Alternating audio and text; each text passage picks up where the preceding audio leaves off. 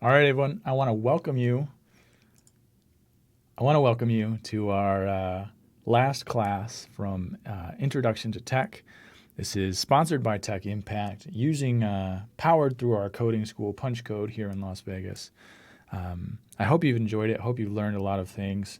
Seen if this maybe is a career path for you, something you're interested in.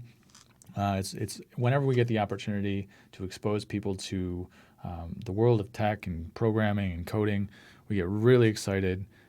It's great seeing people that you know never really touched programming or messed around with anything like that, and to see what they can do, and it's really impressive. So it's been a lot of fun for me to see, and I hope a lot of fun for you as you've gone through this stuff. Learning should be fun. Programming should be fun. That's a big, tenet of mine. So it's going to be hard. It's going to be challenging, but it's a good kind of challenging where you see immediate results, or you see results, within a day or two of struggle. So it feels really good to constantly learn something, overcome a challenge, and then see the results. Like I said, I've drawn 5 folks to present today. Again, the real benefit isn't in presenting. We appreciate the folks that are presenting, but the benefit is going to be to the rest of us that are just watching, because we learn and see how people think about code. And another thing that I'll hammer home is that there's more than one way to solve a problem. And so you'll see that very different ways that people have solved problems. And the problem in this case was this final coding challenge where you were tasked with building an online resume. This fictional company that was hiring, they say regular resumes are boring. We want an online resume that's mobile friendly, and you can also click on things and show things, and stuff interacts with the web page. And they actually say the content, what you say on the resume isn't as important as what it does and how it responds to user input.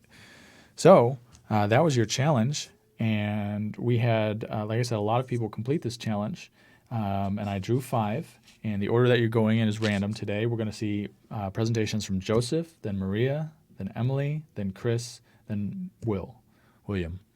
So I don't want to speak any more than I have to. Joseph, are you all set? And I might have to unmute you. I'm going to see how this goes. Oh, no, you unmute yourself, it looks like. So Joseph, can you unmute yourself?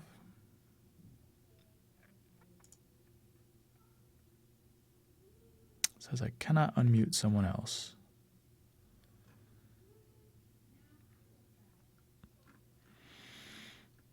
Just to test this, Maria, can you unmute yourself? Can you hear me? Yes, I can. Thank you. Okay. So Joseph Naves, I'm pinging you. You have to unmute yourself with Google Hangouts, and I think you do that by just clicking on the screen and then clicking turn on or turn off microphone. Hello. Hi, Joseph. How you doing? Pretty good. I had to switch to my phone. It wasn't detecting my mic for some weird reason. Oh, okay. So again, if folks have any questions, they can post them in chat for Joseph. That's probably the easiest way, just so we're not flooded with a bunch of people talking all at once. Posting them in chat, and then I'll pay attention to chat, Joseph, so you don't have to. You can just focus on presenting. Are you able to present your screen, Joseph? I'm going to try right now. Da-da. Wow. Awesome. High tech. All right. So I'm excited. I can see your screen. I'm recording. And if we have any difficulty, anyone who wasn't able to jump on the call today or has any trouble with technical difficulties, don't worry. I am recording this session. So, Joseph, are you ready? Show us what you got. As ready as I'll ever be. Yeah, let's see what you got. All right. So this is my basic layout for my page. I just did a really basic one.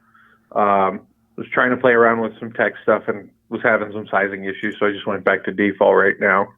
But I guess I'll start from the top. I got a picture with my name, as we have for all of them. I saw in yours that you had that little border around it, and I was trying to figure out how to do that for a while. I spent a bunch of time hitting my head, and then I saw a little thing for thumbnail. And where is it? Over here, if you do image thumbnail, it puts that little border around it, which made me happy. I also, with Bootstrap... Hey, Joseph, I'm sorry to interrupt. Yeah. Can you present again? No problem. Can you can you hit present screen again? I lost you for a second. There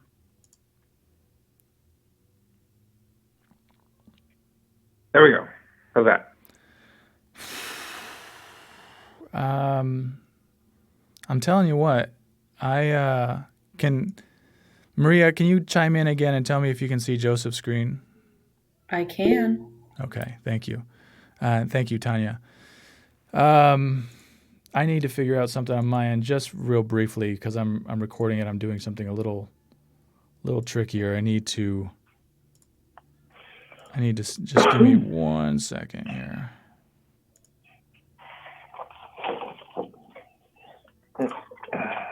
All right, Joseph, I'm all set. I'm sorry for the delay. You were talking about the thumbnail of the image, which I thought was interesting. Yeah. So with Bootstrap, you can use image thumbnail, and it puts that little border around it.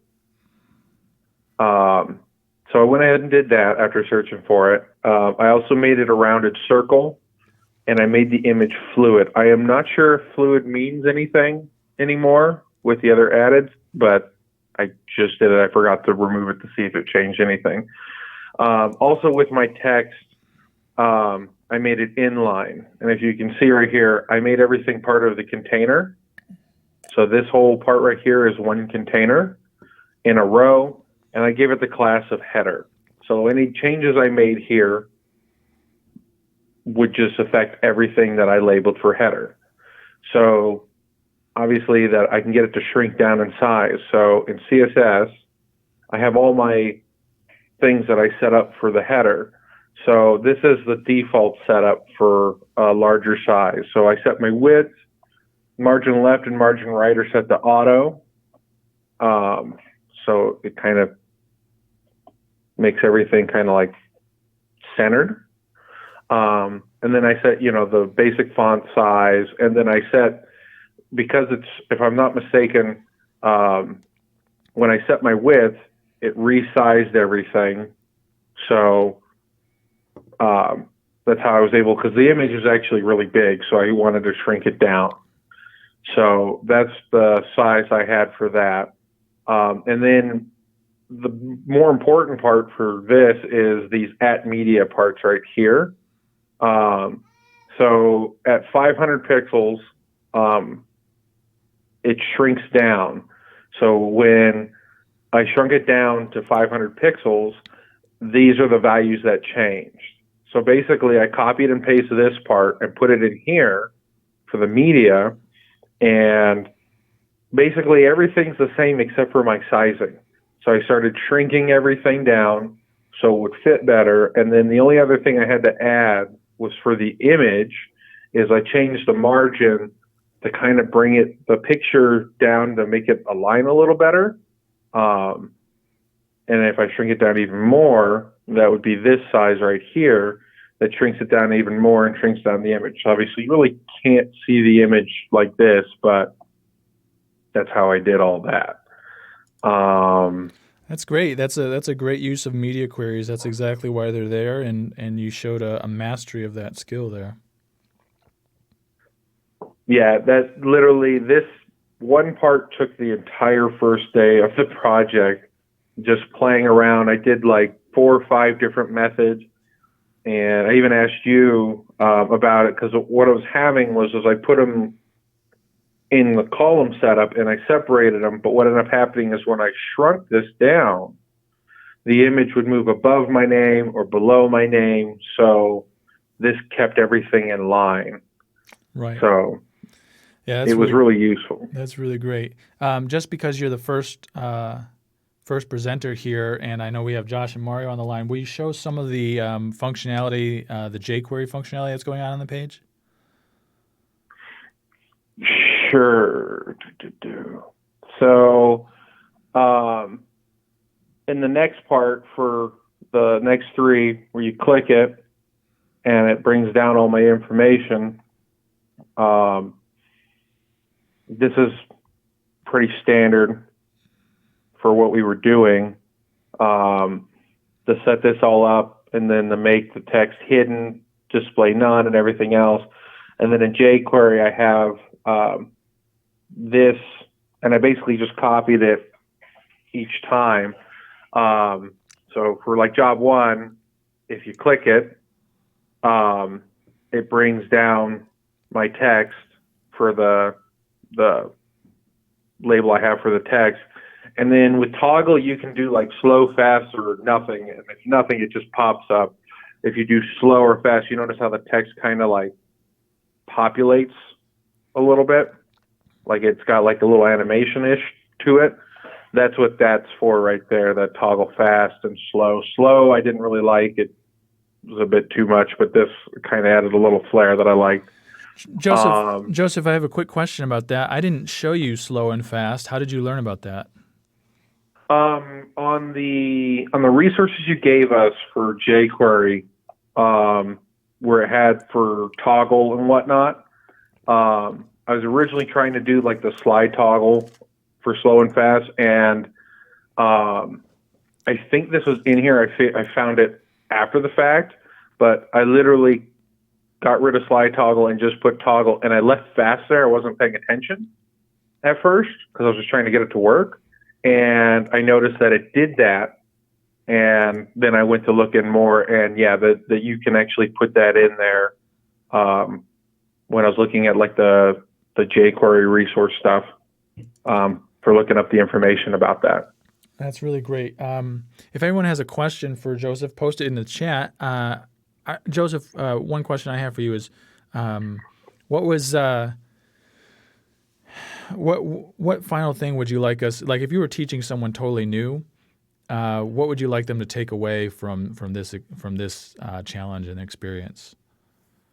The big one is trial and error. I mean, we basically went over everything. So I had a basic understanding of the structure of how this was supposed to work. And then really the rest was trial and error. Like I would try something, it wouldn't work. So then I would go back to what you have, the resources, and I would look at them and then go from there and do some more research through the resources you provided and like Stack Overflow and whatnot, and see how someone else solved something.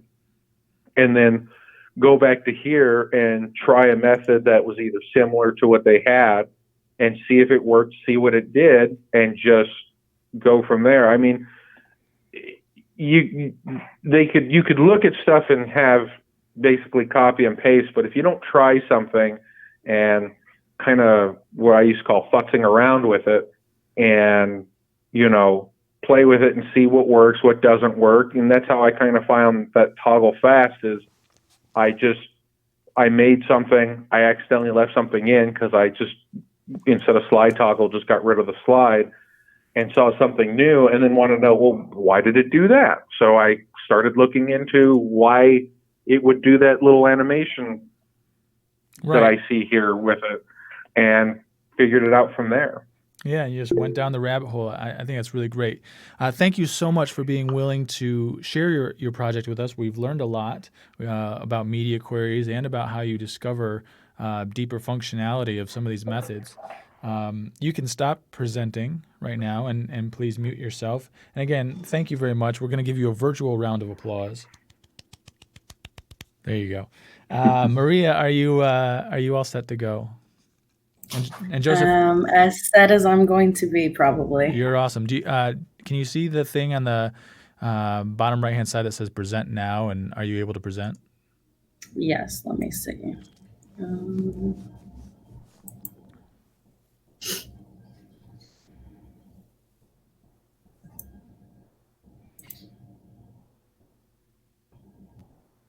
Okay. Wow, I Can see. y'all see it? I see you in dark mode, like a real Oh, hacker. yes. Ever since dark mode became a thing everywhere, I try to make it dark mode. Anytime I open a white window, I feel like a vampire, like it's burning my eyelids. That's really funny. Well, good job in discovering that feature. I'll shut up and let you take it away. All right, so just to kind of show what it looks like and a little bit of the movement depending on the size of my screen. This is my resume. So I did all the basic necessary items, kind of like Joseph was showing, and then kind of added a little bit more because with my graphic design background, I hate seeing anything plain Jane. And like I said, I do not like white backgrounds. So I did a little extra. But to show the three mandatory things that you had said, so hold on, my mouse is going a little crazy. So there we go. If you see when you hover over the picture, it's supposed to change and my name changes color too. But the important part was that the image and my name were in the center, no matter the size of the screen. So as you see, as I keep changing it, it keeps centering itself and it does change in size depending on the size of the screen. Also, I did the three basic ones. I did add some links to each of the items. And with the jQuery toggle options, which you will see here, 1, 2, and 3. When you click on the header, you will see that the information for that job or place opens up and gives a little more info. So I have that 1, 2, and 3. And then the third was the contact me.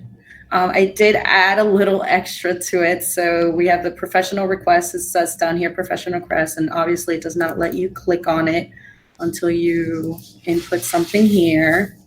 And then it does let you click on it. If you press personal request, it does change it. I did add here to check to prove you're not a robot. You have to make sure that you're not a robot, because robots can probably do 1 check mark. I'm not sure they can do 2, so I decided to add that. And then when you do click on it, it does open the email, and it does show a title. I did change the title and then the input. Now, Mike knows because I reached out to him. I was trying so hard to change the title or the subject of the email depending on whether it was a professional request or a personal request. I wasn't able to do it yet. I actually have the code down here coded out, and I was trying to input some JavaScript into it using a if statement. Still figuring it out. I don't think I'm using the right classes or maybe the right order of how I'm wording it. So that's still a process there. I did add social links, which do go to my social media there. I added a little footer. And like I said, these are live links too. And I think that's pretty much it on mine. I think that's great, Maria. Tell me a little bit more about that. Are you sure you're not a robot? Can we see the code on that? Because it's you are doing like an if thing there. It's really just if this thing is checked, then do that. So how did you do that? Okay, so I did the same code as the are you human? And then I put if are you human is clicked on, then human confirm will toggle on since I have it hiding right now.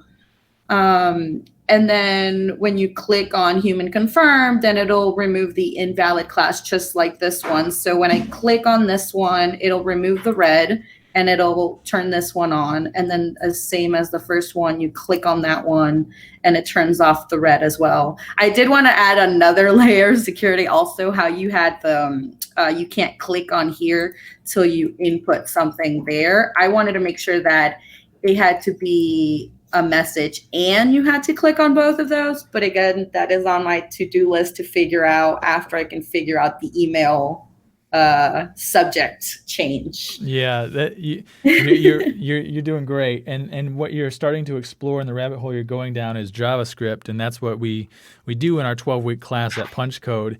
You're talking about conditionals, you're talking about operators. That's the stuff that we talk about. How do you make something do cool stuff on the web, and so that's really where you're driven in and obsessed about right now, and that's great.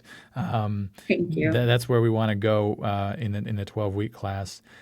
So I see one question in the chat. Okay. And so that question was, how did you center the contact me info? Because if you look, your contact me whole section looks centered too. So what did you do there? I think I centered everything. Let's see. When you shrink down like that, it looks centered. Yeah, see, it's everything's pretty much centered for the most part. I like things centered. So took me a while to figure out how to properly use like the container.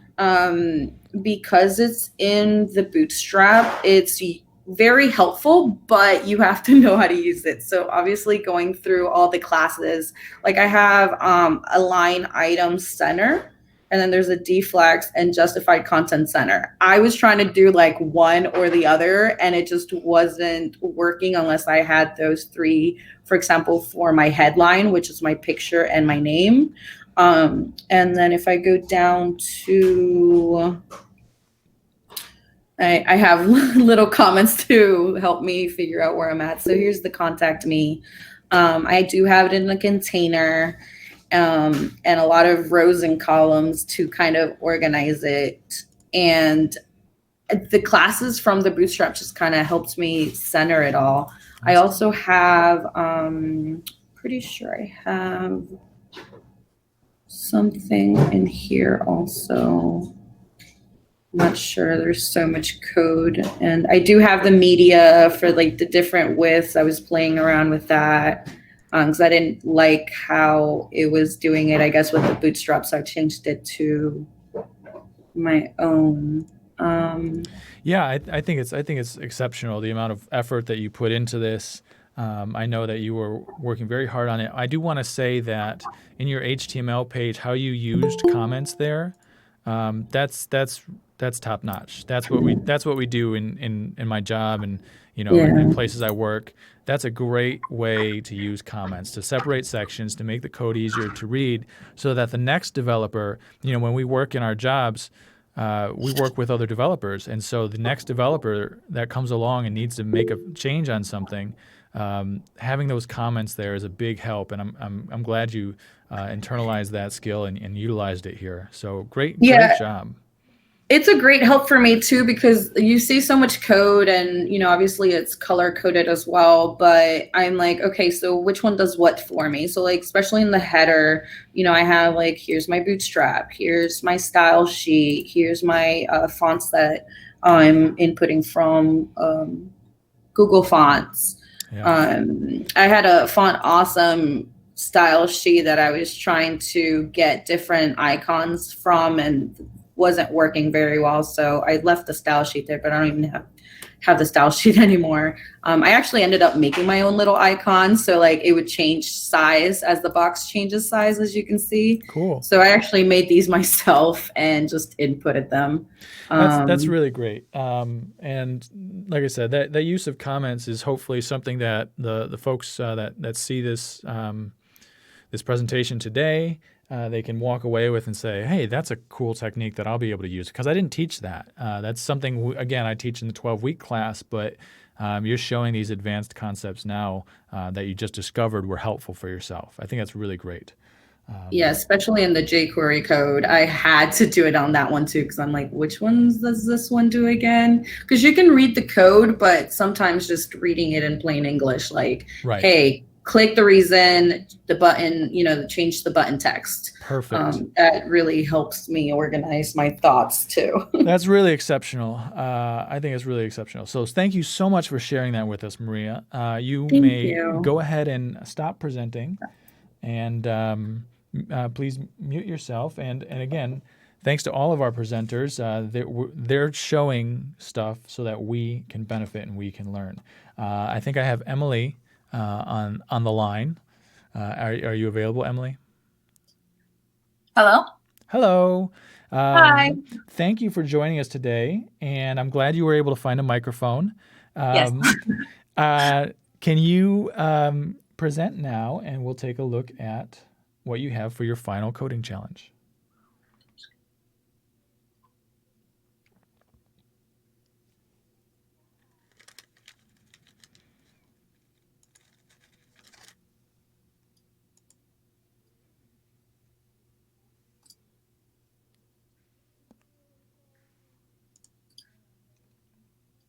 Yeah, a second.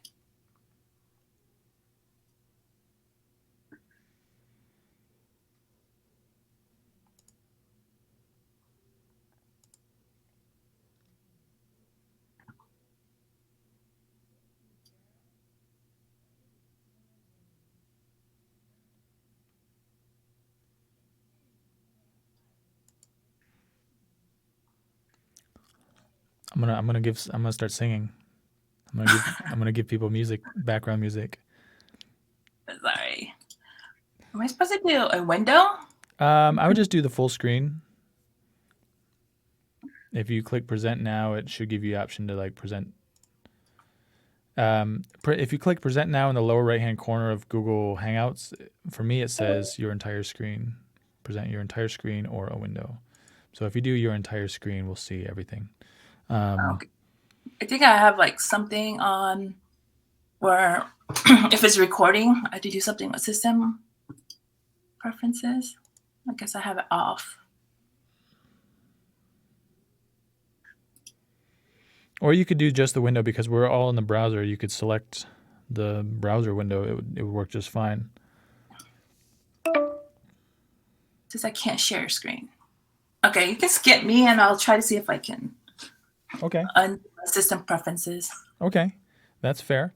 Let's go, Chris. Are you on the line? Hello, can you hear me? Yes, I can. And Emily, don't forget to mute yourself if you haven't already. Appreciate you digging through that and getting that sorted out. Chris, thank you for joining us. Are you able to share your present on the lower right-hand side? Yeah, I'm just going to try to figure this out here. Lower screen.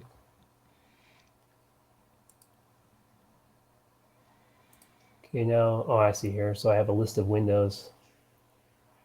I guess I'll just do screen one. That's not what I want. Oh, there we go. All right, I see it's presenting. Right. I'm going to mute myself and let you take it away, Chris. All right, so let me pull up my, got some notes here.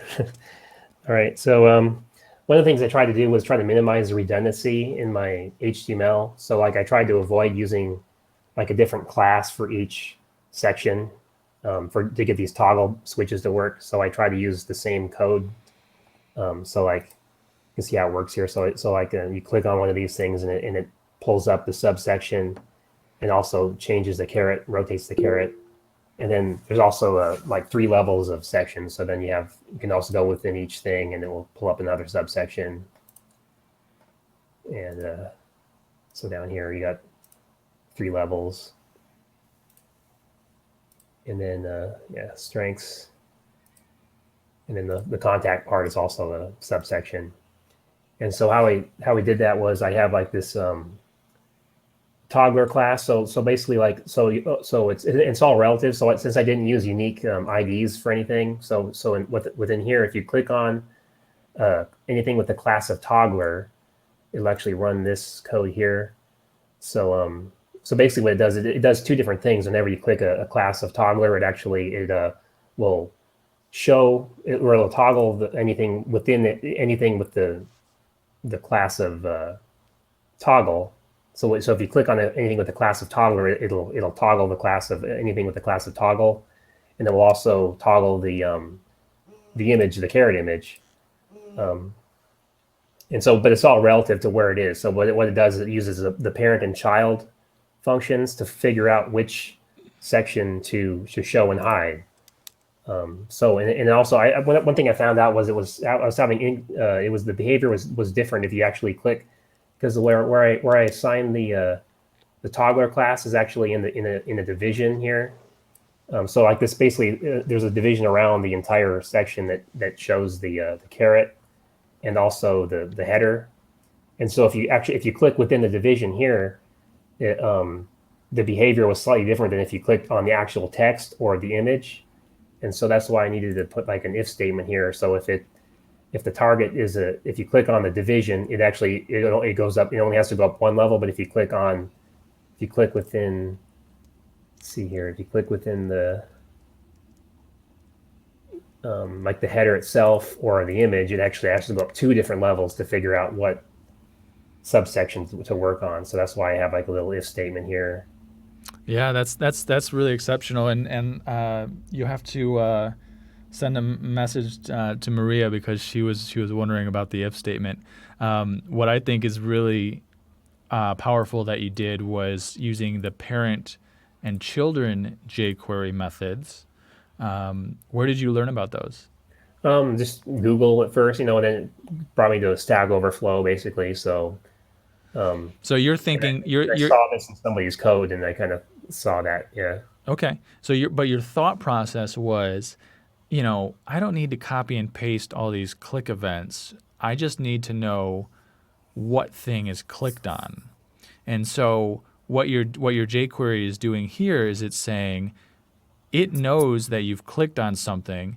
What it's finding is what you've clicked on with parent and children, and that's right. Just going down what's called the DOM, which is how the web page is structured in the HTML. Basically, it's just going up it and saying, okay, look up here for this parent, look for this child, and that sort of thing. And it's finding what was clicked on. And when it finds what was clicked on, then you target, the child or whatever it is. So that's really, really powerful. And that's again what we start going into with the 12-week class at Punch Code is what's called dry, do not repeat yourself, which is saying, if you can write a function to handle all this stuff, and you don't need to copy and paste, with section 1, section 2, section 3, that's where you want to go, because now if you need to make a change to all of them, you can just make the change to the one thing.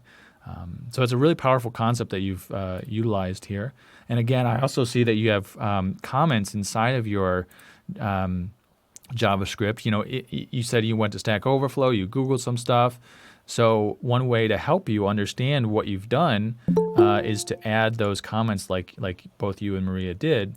And so I see that you've done that, and you've gone on a line-by-line basis there, which explains it to you. It's going to toggle the caret image, it's going to toggle the subsection or whatever it is. And again, that's a really powerful technique that I'm hoping people that watch this video can learn from. Yeah, and I also use comments, of course, for just blocking out like experimental stuff too. And I did one thing in my CSS is I actually made, of course, I made like a whole like troubleshooting section that I kind of can toggle easily to kind of see like it will color code things, so I could actually before I actually styled these these containers, they were basically just blocks, and so I made them all bright colors so I could actually see what was going on. It was pretty helpful with setting up padding and margins and things like that. That's another great technique. I mentioned it a couple times in the class, how I use bright green or red, but here you've put it into practice, and then you actually kept it in your code, but just commented it out. So if you want to, if you or another developer that's working on this code wants to know what's going on with the margins or whatever, they can just turn that on and see. And I think it's another very powerful technique that you've implemented. Very great. We have any questions in the? We have folks that really like your 3D effect. Can you talk about how you did some of the 3D effect on top of each other? I used the drop shadow feature, and then I also color. I made some like a bunch of colors here, like some variables here for different colors. Awesome. And so basically, like these drive so depending on what level it is, the colors kind of get slightly darker, so you can kind of see. So it kind of gives them a little bit more of a depth. That's what I'm talking about. I think that's exactly great. And I love how you implemented CSS variables. So if the theme of the site changes from this kind of bluish gray that you have and maybe goes to like an orange or something like that, well, you can just change your variables and it changes throughout your code. Very powerful techniques. I'm excited. You are in the May 4th cohort, is that right? Yep. And I believe Joseph is as well, if I didn't mention that. I'm excited by the work everyone has shown so far in this class, but you've shown a solid understanding of variables and some other advanced techniques that we're going to get into. So you're going to cruise along in the class and do very well, and I'm excited to see your progress. Thank you so much for presenting. Thank you. If you don't mind, you can turn off your presenting screen and mute yourself. And I'll go back to Emily real quick just to check in. How is it going, Emily? Let's see if this works now.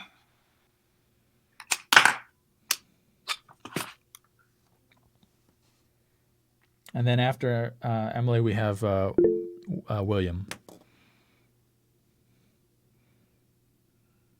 Oh, great. So I see your screen. I see now you're on your glitch page.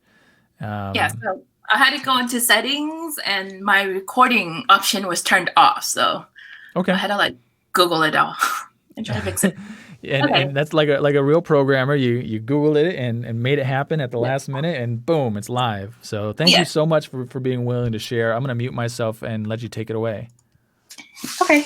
So here's my project. So a little bit background. I did go to a boot camp like 4 years ago in Indiana, but I did got a couple interviews, but at the last minute, since my mom moved to Vegas, I moved to Vegas. And since then, I haven't really looked for jobs. So then I kind of just quit my coding altogether. So then quarantine comes, and then I saw this on the Facebook about the coding class and decided to, why not practice again? So what I did here is I tried to use not as much CSS in my code and trying to use all the Bootstrap functionalities as much as possible. And then I was really into really into nav bars. And so I really wanted to, I wanted different sections in my outline. So like when you click on project, it goes to like projects, like contact. So what I first did was I made sure I did all the features that we needed to do, like the circle picture, our name, centered, and then of course this, and then the contact me. I didn't do much like extra jQuery stuff because I was more concentrated on the layout. And then I wanted some more color. So I put my skills up here, which I used DebbieCon. And then once I put everything into a list, I use the flex class, align item center, and justify content center. And so that when you do, they get bigger or smaller, it fits into the container. Otherwise, it just like runs off and you don't see half of it. And then let me see. And then these are the projects that I did previous. It's probably very outdated, but it's just what I had. I made buttons so you can see the code on my GitHub. And then actually, these actually works. So they're backed on Heroku. And then if you make this bigger, let me go to the screen. So I had it laid out where there's 2 on page. And then, of course,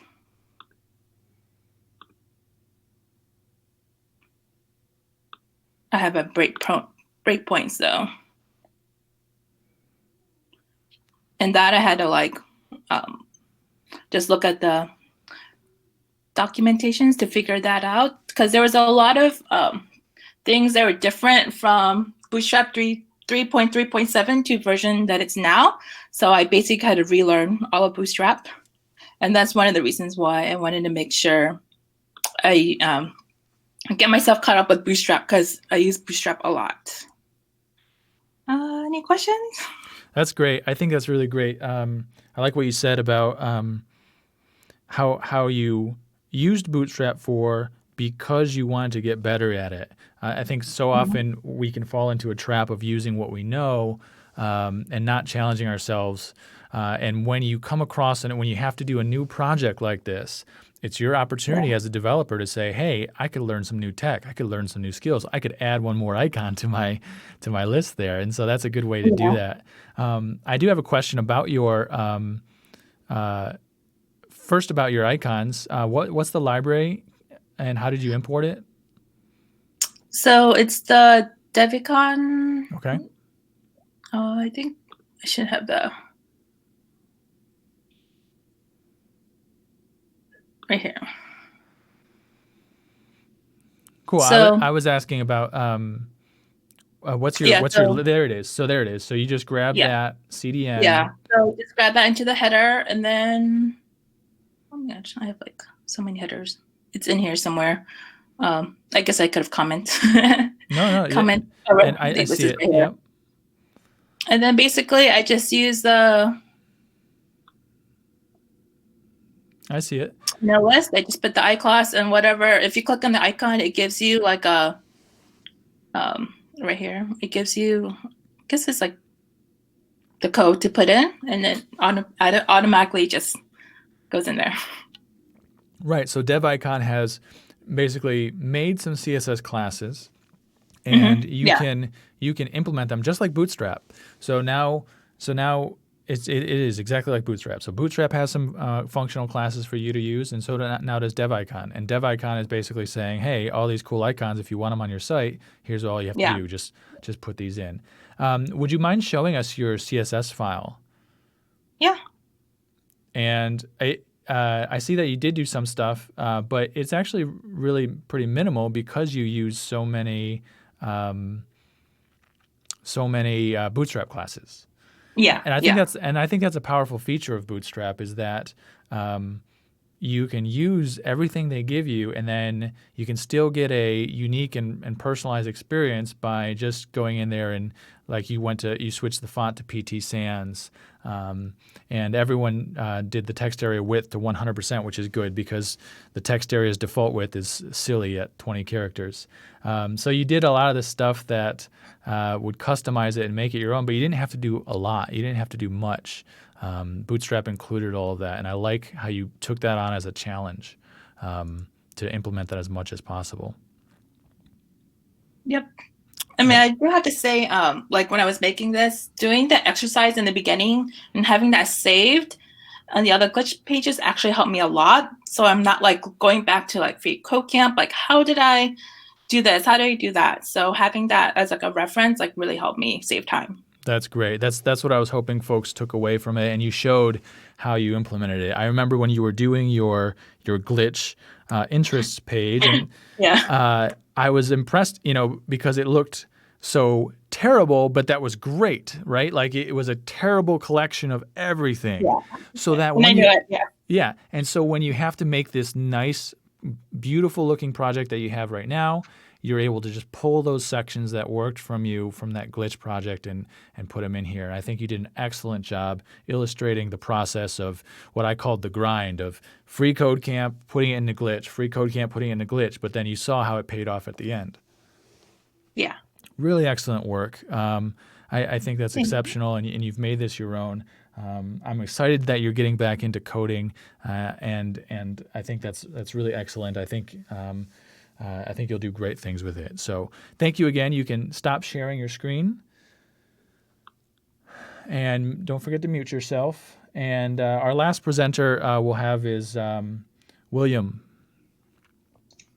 Hello. Hi, William. Thank you for joining us. Are you able to present your screen? Yes. Awesome. So I'm going to mute myself and let you take it away. Go ahead, William. Cool. So I kind of stuck to the basic rules of the challenge. I added as much in as we could. I didn't want to do too much. I tried to treat it as how I would apply for a job, but kind of also make it my own. So I don't have any icons, but instead what I did was the logos of each of the places that I've worked have an opacity, and when you click on them, they darken as well as get a background. I was messing around with getting rid of using the show hide feature instead of the enable disable, so that I wouldn't get the content moving around the page. But then with the job descriptions being different lengths, each of my rows were awkwardly spaced. So instead of going through and formatting the text, I just elected to use the slide toggle, because then it kind of made more sense with the rest of the content on the page. I used the auto layout columns so that I could accommodate margins. If somebody had 4 things clicked, I didn't want the background to touch. But if you just use the allocated size columns, then implementing margins was a little tough. So I used the auto layout. All of these are the same, so I have them collapsed. But so here, instead of assigning a number, I just put it as column small, and there's only 2 of the columns within that row, so they'll format themselves, and as I add margins and stuff, it automatically formats so that I don't have the things touching. The JavaScript, I did a lot of copy and paste, but each click function has 3 things that it does. It toggles the darken class, which darkens the logos, as well as toggles the selected class, which brings up the background and does the slide toggle. For sizing, I have the breakpoint that puts it all in one row. It also centers my contact form, and that's done with with an if statement down here. Just once everything jumped to the middle, I didn't want it to. It seemed unbalanced if it was all on one side, so I researched if statements to get it to format center.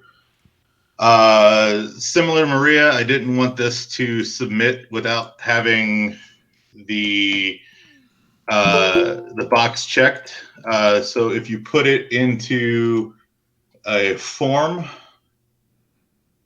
and then on the JavaScript with the email, if you do the contact me with a function of submit rather than click, it won't submit unless you check that box, and then it will open the email client.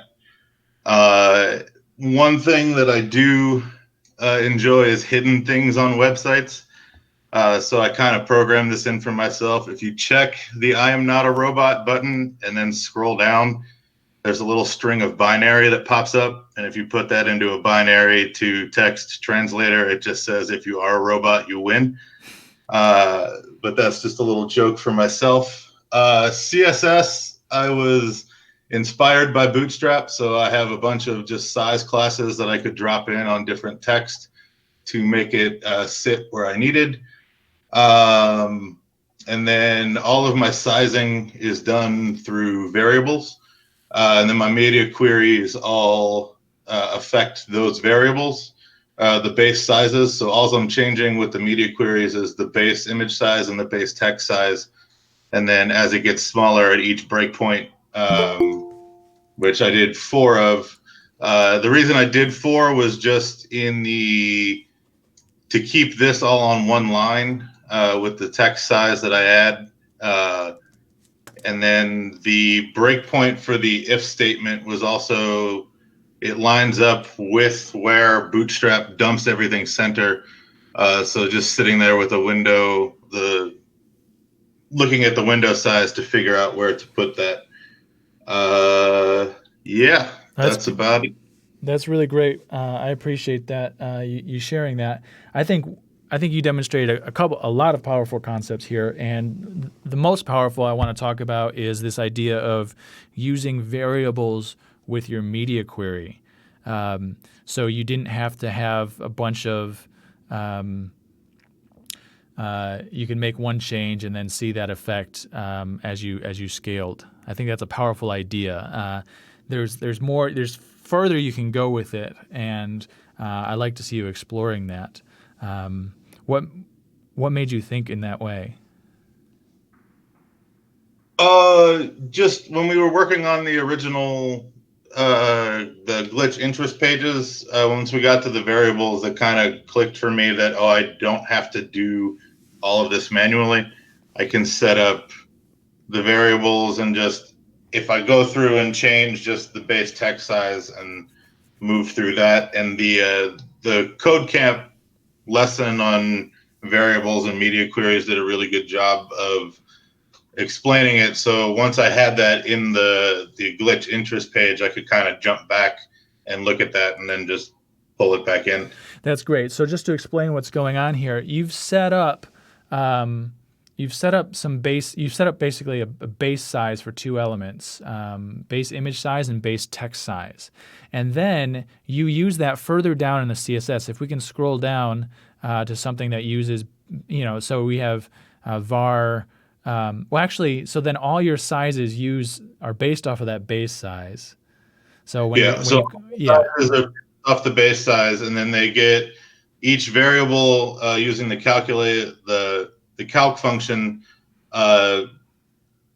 boosts or lessens the size. Then most of the text sizing, so the image size here is in CSS, but then I've made these kind of I made my own Bootstrap classes, if you will, that I could drop in onto a line to give it the size that I needed. So here, like size 3-5, correlate to this, which is the variable, which is up here. And then the powerful concept is that you're redefining the base variables. Every time you shift, every time there's a shift in your media query, basically meaning every time your screen size changes and it breaks one of these max width points, then you're redefining the text size and the image size. That's what you're doing with that root statement there. You're redefining the variables so that everything is now recalculated in CSS. I think that's very powerful, and that's exactly the kind of thing that we do again in our 12-week class. We try and talk about, hey, how can you make this stuff work? Calling the other stuff and looking at other variables that you've defined earlier, so that if you make one change, it just propagates through everything else, and gets you that responsiveness and that interactivity. So you've done that there. It's very, very powerful technique. Where did you learn about the auto column? How did you think about that? Because you're one of the only folks that implemented this auto column idea from Bootstrap. Actually, when you go through the grid documentation on Bootstrap, it kind of starts out with the auto columns. So if you kind of just start from the top and read down, they don't define column size numbers. Right. I was like, oh, well, they're not putting a number there. I wonder if that's, so I kind of read on, and yeah, so there is a column size when I jump into the smaller for the media. So the extra small does have a size, but anything else is just the auto column. So at the top of the Bootstrap page on the grid layout, when it comes to columns, it just defines each column as col. It doesn't have a number or a size associated with it. So read through that section. It explains it there. You're exactly right, and that's a powerful feature of Bootstrap 4.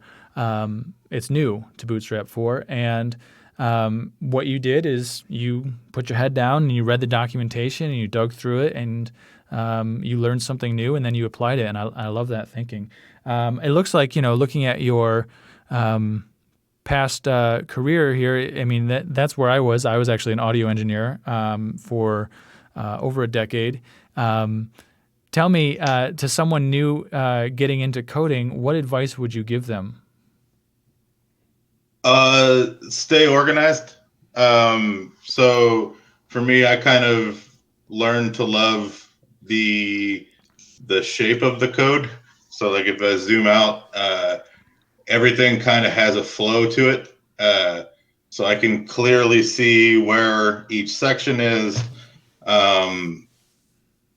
Take notes for yourself, but just stay organized is probably my biggest piece of advice. That's great, and that is a pro developer skill. That attention to detail, it comes in handy, because otherwise you just are going to have a mess. You're going to have spaghetti code. You're going to have too many things to sort through, and it's going to be difficult to maintain. But if you stay organized like this, you will find your thought process is more organized as well, and you can tackle some hard problems. You can work on one section at a time, for example, if you're organized and keep things in sections like you have. I want to commend you on a great job, William, and everyone that presented. And we have people that I didn't have time to present. I knew we would run close to an hour with this meeting. I didn't want to. I wanted to have as many people as possible show, but I know that there's a lot. There's just too much to go through. So if anyone that didn't get the opportunity to show their project, if I didn't draw you randomly and you'd like to, you can post it in general inside of our Slack channel, and that'd be awesome to see. We can all learn from each other, and that's the goal of today's meeting, is that there's a lot to learn. William, if you don't mind turning off, stop presenting your screen. We did go a little long, and I hope we didn't lose Josh or Mario. We might have lost Josh, but Mario, you're on the line. How are you doing, Mario? I got you. I'm doing pretty well. All right. Like, I'm just juggling between calls, because I have another call going on, but they're just going off rambling. So.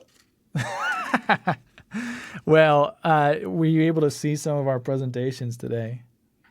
And I saw each and every last one of them. I actually went in and that's actually great work from everyone, whether it's your first time doing anything in tech to basically, I think it was Emily. She went through the Iron Yard, which what Punch Code was before. So it was good work on everyone on that end.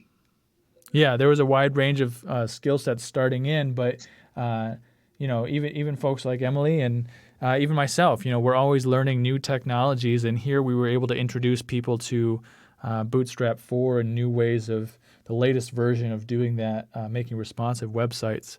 So the progress that y'all have made in this 3 weeks has been astounding. I think the stats on it are we had 181 folks sign up. There's something like 90 folks continuing to work on their projects, and I encourage you to continue to work on your projects. 50 have completed the assignment. We saw, like I said, just a snippet of 5 of them today. But do complete this assignment if you're still working through it. I think that it could be a powerful learning experience, and that's what it's really all about. It's not about hitting the deadline and turning in something on time so much as walking away with new skills. I want you to say, hey, I dipped my toes into coding and I really liked it. I'm going to pursue it more. Or maybe you decide just the opposite. But whatever it is, you got this experience and you were able to see how you felt about it and if you enjoyed it. So there is homework today. You're not off the hook. There's still one more. We're on our last day. The homework today is really exciting. You're finishing the Learning How to Learn course, and there's a good video in there and an article from a young man I met who just started coding after 13 days, which is about all the experience you have, and went and entered a hackathon and learned a lot from that experience. And so he writes about that. So y'all have done great. This is an exceptional result. It's actually some of the best pre-work we've ever seen with punch code. If you don't know, everything that you did in this course is considered the prerequisite to joining punch code. So if you did this stuff, if you were able to accomplish these things, well, that's all the prerequisite is that we have for joining punch code. So you've proven that you're able to go to the next step if you want and be a full-time developer. You've proven that you have the chops if you make it through this prerequisite course. So I will post this video, and I will post all of our homework, video, and lessons, the whole curriculum that I have. I posted that early on in Resource. I've since touched it up and added some of my Slack responses in there, and I'm going to post two things. I'm going to post one, a link, and two, a PDF document that you can download. You can download this document if you don't trust the internet or links, if you don't think that they'll be there in a couple months. I don't know, because people might just erase the link or whatever. But download the PDF if you want, or keep the link open, click on the link, bookmark it, and work through this stuff on your own. And if you ever have any questions, this Slack channel is going to be open until at least May 4th. And then at that time, I'll probably close down the Slack channel, maybe keep it open a little longer, but I'll at least give you my contact information so that you can reach out to me. If you ever have any questions, you can reach out to me, Mario, or Josh, all of us from Tech Impact and Punch Code. So thank you so much for being a part of this class. Do your homework, enjoy the learning process, and thank you so much for joining me this morning. Goodbye, everybody.